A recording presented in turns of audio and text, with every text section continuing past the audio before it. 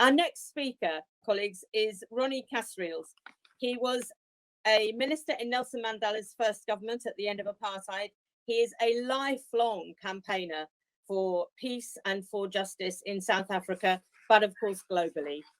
Ronnie, the floor is yours. Well, thank you very much indeed. I'm honoured to be present. I salute Jeremy Corbyn, a hero of the anti-apartheid struggle and struggles of oppressed people everywhere. I'm honoured to be part of the Peace and Justice Initiative, which could not be more timely. We live in very dark times. The raging pandemic, the rise of neo-fascist forces, rapacious neoliberal global system. For so many, survival is a stark reality. And all of this is compounded by the climate crisis, environmental pollution, collapse of food and water security. The pandemic has exposed chasms of inequality, both within and between nations and people around the world. And of course, as the old saying goes, the rich grow richer, the poor grow poorer. The obscenity of 1% owning more than half the world's population. Yet the times are a-changing, Bob Dylan sang, at the time of the civil rights and anti-colonial liberation struggles, and the melody continues to rhyme with history. 2 centuries ago, Shelley wrote in the wake of Peterloo, "You are the many, they are the few." Not long after, Marx and Engels pointed to the consequence of the increasing concentration of the means of production and wealth in fewer and fewer and fewer hands. Then as now, the challenge was to understand the world in order to change it. To do that, we must not ignore the repercussions of colonial conquest, which was the prelude to the rise of the capitalist era.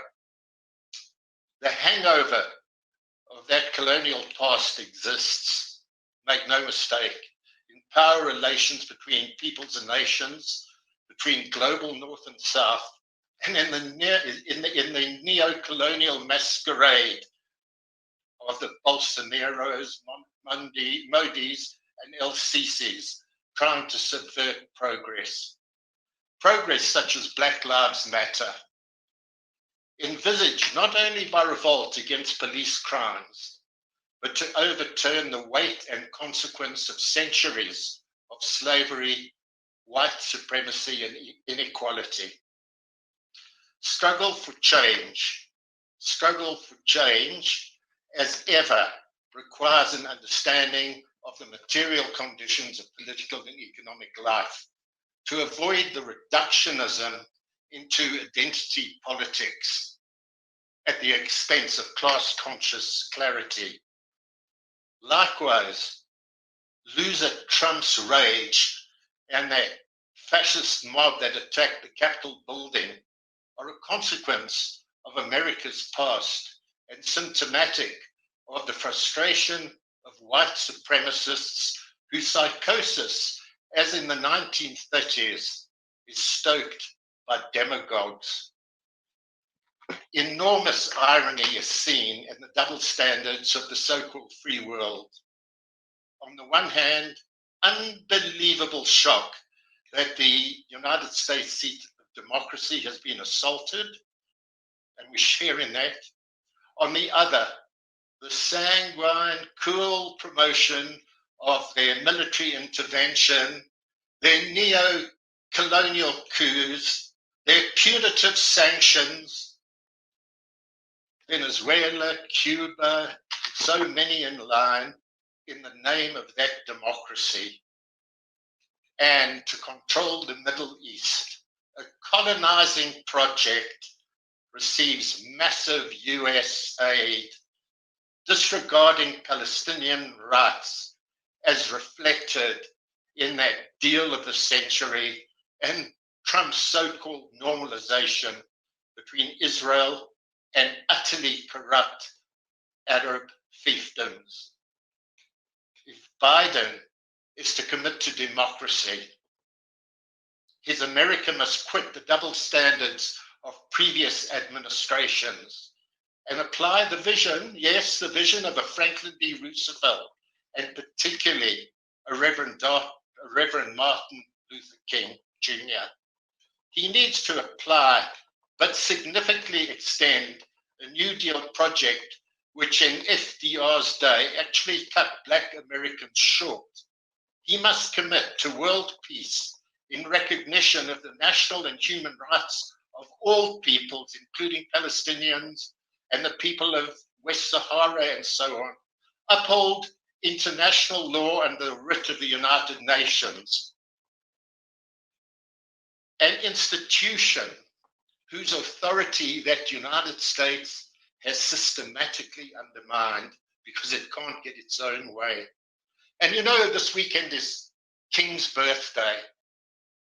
Biden needs to note King's most important speech, Beyond Vietnam, which described the US government as the greatest purveyor of violence in the world, and crucially identified 3 interlocking evils that must be challenged then as now: systemic racism, poverty, and militarism. For the Corbyn project to succeed, as it must become, and it will, an international champion, furthering both FDR and King's vision, amongst others. It must connect, as it will, with social movements throughout the world. From the multitude that filled the streets, Jeremy, you were there, opposing the invasion of Iraq, to the Arab Spring and the Black Lives Matter rebellion, the waves of protest are signaling a new dawn. In India alone last year, over 250 million people participated in strikes and protests. We must spare no effort in making this rising tsunami unstoppable, to sweep away the dregs of the past, the neo-Nazis, and all the rubbish of the colonial era. And if we wish to talk about courage under fire, we note the women, the men and children of Palestine facing the bombs and bullets of Israel, refusing to submit.